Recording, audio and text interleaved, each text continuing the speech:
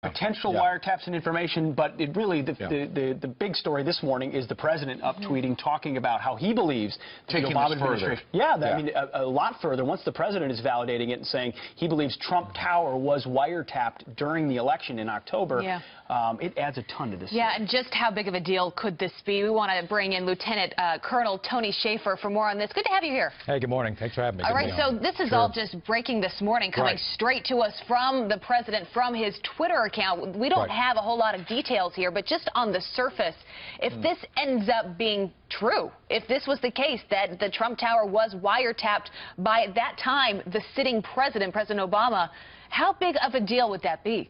Oh, this is huge. I mean, this is Soviet, dare I say, Soviet-level wrongdoing. Look, President Obama has moved up to his Potemkin village and moved in Valerie Jarrett. We have to understand here, it's very likely that he did authorize this. And according to, I was on the drive-in just now. You guys called me a little bit late. Well, I was talking to folks on the drive-in.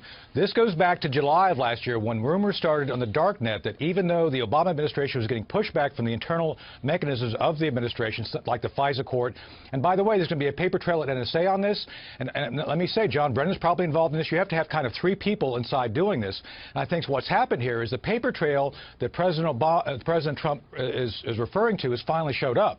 So let me be very clear. The FISA court thing that Brett Baird just talked about, that's one piece of evidence. I'm sure there's others out there. So what this indicates is that this is really the Obama administration was taking on the form using their version of the FSB, the KGB, to go and target a candidate. Let me be clear on this for your audience.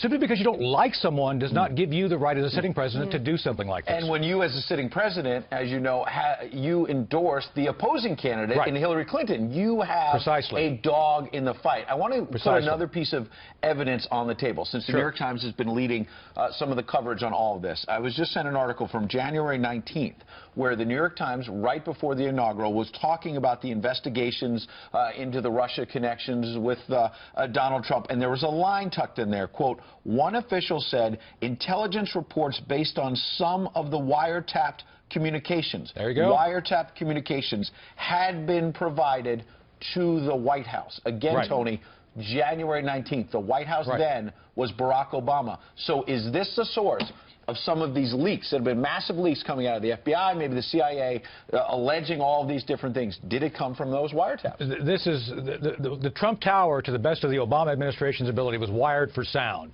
And yes, there was reasons why Mr. Trump did not want to give up his own personal security, because he knew that people, close to him may very well become collectors of this sort of thing.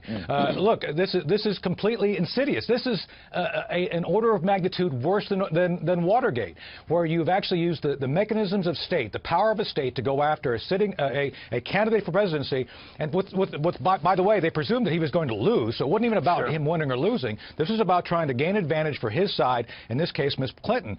And again, let me be clear on this. This is, while the Democrats keep talking about the Russians, this is Soviet behavior. This is the very thing the Soviet Union would have engaged in back during the Cold War.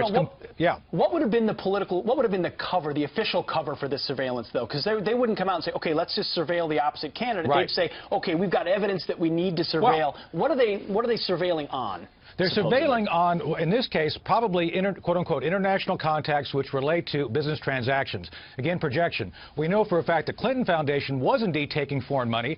A lot of people were recommending that you investigate that. They refused. But instead here, they focused all their energy on going after Trump over the quote-unquote international connections. And let me be clear on this. If there was anything to any of that, by now it would have been leaked, because you're referring back to what you said on the 19 January article. Everything is taped, and there's going to be tapes of all this stuff, too, and the Trump administration is going to find them. So now the question is, how can they prove it? How can the president prove this? I mean, he's put this out there now. The world has heard what the president is telling us. He's got to back that up, like I said. Well, so how does he do it? You got to walk a fine line. If evidence is destroyed, there's a problem. That's probably what we're going to find. Some of it, but the other thing is you can't give up sensitive sources and methods. Some of this was used in ways, and look, I can't go into how we do things, but I'm telling you, there's very sophisticated collection things that the president is now read in on. He's probably asking some questions like, hey, now that I know this exists, could this have been used against me? So how and I think that's where it's all going. Yes, precisely. Is it going to be declassification of some aspect of it? Will it be, I mean, what's the best route potentially? I think potentially you've got to say this is what happened on these dates and leave out the technology specifically, but then go and bring in those accountable. And I dare I say there's probably going to be some whistleblowers coming in to talk about this. This is serious. This is as serious as it gets. Yeah, but just to clarify, you think that there is enough evidence that has been given to the president for him to make this claim, no doubt, to make this statement. That's not just coming from nowhere. Yeah, I don't doubt for a minute that Mr. Trump has got sufficient, I would say, critical mass of evidence saying there's something really wrong here. And again, as a president, you start learning little by little about collection capabilities.